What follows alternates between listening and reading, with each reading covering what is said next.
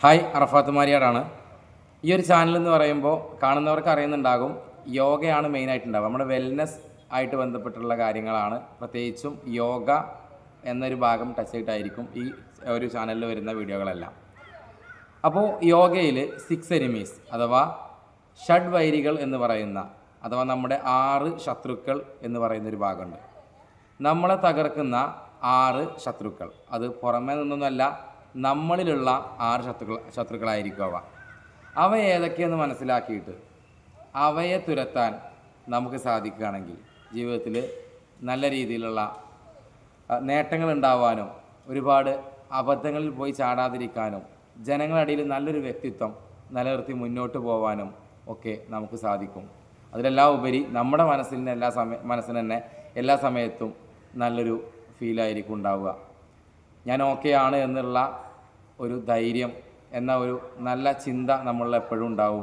അത് നമുക്ക് നല്ലൊരു സമാധാനവും ശാന്തതയും ഒക്കെ തരുന്നതാണ്. അപ്പോൾ ഏതാണ് ഈ 6 എനിമീസ്, നമ്മളെ തകർക്കുന്ന നമ്മളിലെ ഷഡ്വൈരികൾ, 6 ശത്രുക്കൾ ആരൊക്കെയാണ് എന്നാണ് നമ്മളിന്ന് ചർച്ച ചെയ്യാൻ പോകുന്നത്. ഒന്നാമത്തത് കാമം, അതായത് അനാവശ്യമായിട്ടുള്ള അമിതമായ ലൈംഗിക ആസക്തി. നമുക്ക് നമ്മുടെ പങ്കാളിയോട് ഉള്ളതിനപ്പുറം പുറമെ നമുക്ക് കാണുന്ന സ്ത്രീകളോടൊക്കെ ഇങ്ങനെ അമിതമായിട്ടുള്ളൊരു ആസക്തി, ലൈംഗിക ആസക്തി തോന്നുക എന്നുള്ളതാണ്. അത് നമ്മുടെ ഏറ്റവും വലിയൊരു ശത്രുവാണ്. അതിനെ അകത്ത് പിടിച്ച് നിർത്തുക, അത് വേണ്ടിടത്ത് മാത്രം ചിലവാക്കുക എന്നുള്ള രീതി. അപ്പോൾ അമിതമായ ലൈംഗിക ആസക്തി എന്ന് പറയുന്നതാണ് കാമമാണ് നമ്മുടെ ഒന്നാമത്തെ ഷഡ്വൈരികളിൽ ഒന്നാമത്തെന്ന് പറയുന്നത്. രണ്ടാമത്തത് ക്രോധം, അമിതമായ ദേഷ്യം. അത് നമ്മൾ ഒരുപാട് പരാജയങ്ങളിലേക്ക് കൊണ്ടെത്തിക്കും എന്നുള്ളതാണ് ക്രോധം. അമിതമായിട്ട് നമുക്ക് ദേഷ്യം വരിക. നമ്മളിപ്പോൾ ഒരു വാഹനം ഓടിക്കുന്ന സമയത്താണെങ്കിൽ പോലും പെട്ടെന്ന് നമ്മുടെ മുമ്പിലേക്ക് ഒരു വാഹനം കടന്നു കയറുന്ന സമയത്താണെങ്കിൽ പോലും നമ്മൾ എന്തൊക്കെയോ തെറി വിളിക്കുക. നമുക്ക് നമ്മുടെ മനസ്സിനെ നിയന്ത്രിക്കാൻ കഴിയാത്ത അത്രത്തോളം ക്രോധം നമ്മുടെ ഉള്ളിലുണ്ടാവുക എന്ന് പറയുന്നതാണ് രണ്ടാമത്തെ നമ്മുടെ ശത്രു. ഷഡ്വൈരികളിൽ മൂന്നാമത്തത് ലോഭം, അഥവാ അമിത സ്വാർത്ഥത. നമുക്ക് നമ്മുടെ കാര്യത്തിൽ കൂടുതൽ ശ്രദ്ധ വേണം, അത് വേറെ. പക്ഷേ അമിതമായിട്ടൊരു സ്വാർത്ഥത, നമ്മുടെ കൂട്ടുകാരോ കുടുംബക്കാരോ എല്ലാവരും അടങ്ങുന്ന ഒരു സംഗതി, എല്ലാവർക്കും വേണ്ടുന്ന ഒരു സംഭവം, അതിൽ നമ്മളൊരു കൂട്ടായ്മ എന്നുള്ളതൊക്കെ മറന്നിട്ട് എൻ്റെ കാര്യം ഞാൻ ആദ്യം എന്നുള്ള ഒരു സ്വാർത്ഥത, അതുപോലെ പിശുക്ക് ഒക്കെയാണ് ലോഭം എന്ന് പറയുന്നത്. അഥവാ നമ്മളിപ്പോൾ ഒരു ഗവൺമെൻറ് ഹോസ്പിറ്റലിൽ പോയിട്ട് നമ്മളൊരു ലൈൻ നിന്ന് ഒരു ചീട്ടെടുക്കുന്ന സമയത്ത്, അല്ലെങ്കിൽ ഡോക്ടറെ കാണാൻ നിൽക്കുന്ന സമയത്ത് മുമ്പിലേക്ക് ഇരച്ച് കയറി വരുന്ന ആ ഒരു വളരെ മോശപ്പെട്ട സംഗതി അതിന് ഉദാഹരണമായിട്ട് പറയാൻ പറ്റും. ഇങ്ങനെയുള്ള അമിതമായിട്ടുള്ള സ്വാർത്ഥത, അമിതമായിട്ടുള്ള പിശുക്ക്, ഇത് നമ്മുടെ ജീവിതത്തിൽ നിന്ന് ഒഴിവാക്കുകയാണെങ്കിൽ മൂന്നാമത്തെ ശത്രുവിനെ നമ്മൾ അകറ്റി തുരത്തി എന്ന് പറയാൻ പറ്റും.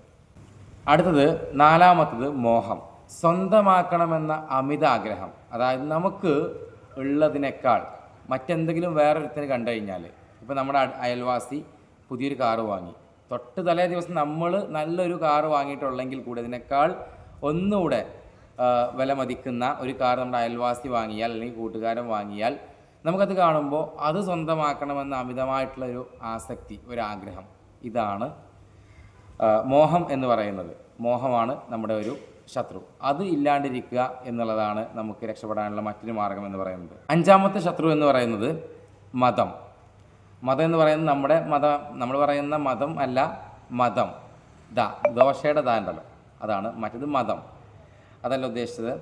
ഓക്കെ. അപ്പോൾ മതം എന്ന് പറഞ്ഞു കഴിഞ്ഞാൽ ഉള്ളതിനെ കാണിച്ച് നടക്കുക. എനിക്കെന്തെങ്കിലും ഉണ്ടെങ്കിൽ, ഇപ്പോൾ കാറ് എന്ന് പറയുന്നത് യാത്ര ചെയ്യാനാണ്, അത് മറ്റുള്ളൊരു കാണും കൂടെ വേണം എന്നുള്ളൊരു ആഗ്രഹം. നമ്മളൊരു പുതിയ കാറ് വാങ്ങി അതിൽ നമ്മൾ യാത്ര ചെയ്യുമ്പോൾ നമ്മുടെ കൂട്ടുകാരോ നാട്ടുകാരൊക്കെ അത് കാണാൻ വേണ്ടി നമ്മളത് ഹോണടിക്കുക, മറ്റുള്ളവരുടെ ശ്രദ്ധയിലേക്ക് ആകർഷിക്കണം എന്നുള്ള തോന്നൽ.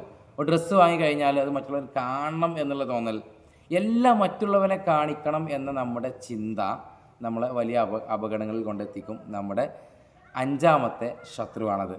ഇനി നമ്മൾ മനസ്സിലാക്കേണ്ട നമ്മുടെ ആറാമത്തെ ശത്രു മാത്സര്യം, അഥവാ മത്സരബുദ്ധി. ഞാനീ നേരത്തെ പറഞ്ഞതിൻ്റെ സമാനമായിട്ട് തന്നെയാണ്. അതായത് നമുക്ക് ഒരു സംഭവം കണ്ടു കഴിഞ്ഞാൽ അത് സ്വന്തമാക്കണം എന്ന അമിതമായ ആഗ്രഹം എന്ന് പറഞ്ഞ പോലെ തന്നെ അത് സ്വന്തമാക്കണമെന്നുള്ള ആഗ്രഹമാണ്, അല്ലേ? പക്ഷെ മാത്സര്യം, മോഹം എന്ന് പറയുന്നത് നമ്മൾ നേരത്തെ ചർച്ച ചെയ്ത് പോയ മോഹം, ഒരു സാധനം കണ്ടു കഴിഞ്ഞാൽ അത് എനിക്കും സ്വന്തമാക്കണം, എനിക്ക് കിട്ടിയേ തീരൂ എന്നുള്ള അമിതമായിട്ടുള്ള മോഹം, അതാണ്. പക്ഷേ ഇത് മാത്സര്യം അതിൽ നിന്ന് വ്യത്യസ്തമാകുന്നത് അതിനേക്കാൾ മത്സര ബുദ്ധിയാണ്.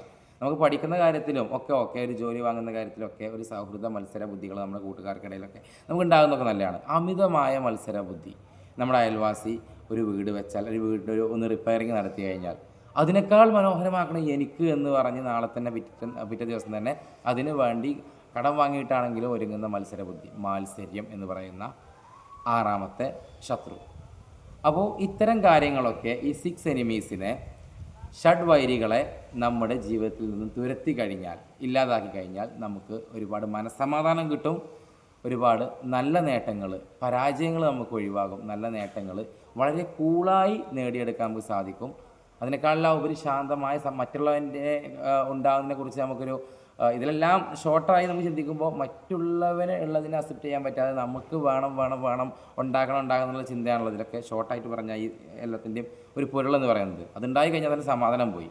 അപ്പോൾ ഈ ഒരു 6 എനിമീസിനെ തുരത്തി കഴിഞ്ഞാൽ നമുക്ക് തീർച്ചയായിട്ടും ശാന്തമായ സമാധാന സുന്ദരമായിട്ടുള്ള ലൈഫ് എൻജോയ് ചെയ്യാൻ പറ്റുമെന്നുള്ളതിനാണ്. അപ്പോൾ ഇത്തരം കാര്യങ്ങൾ എല്ലാവരും ശ്രദ്ധിക്കുക. അടുത്ത നല്ലൊരു യോഗ റിലേറ്റഡ് കണ്ടൻറ്റായിട്ട് വീണ്ടും വരുന്നതായിരിക്കും. അതുവരേക്കും ഗുഡ് ബൈ.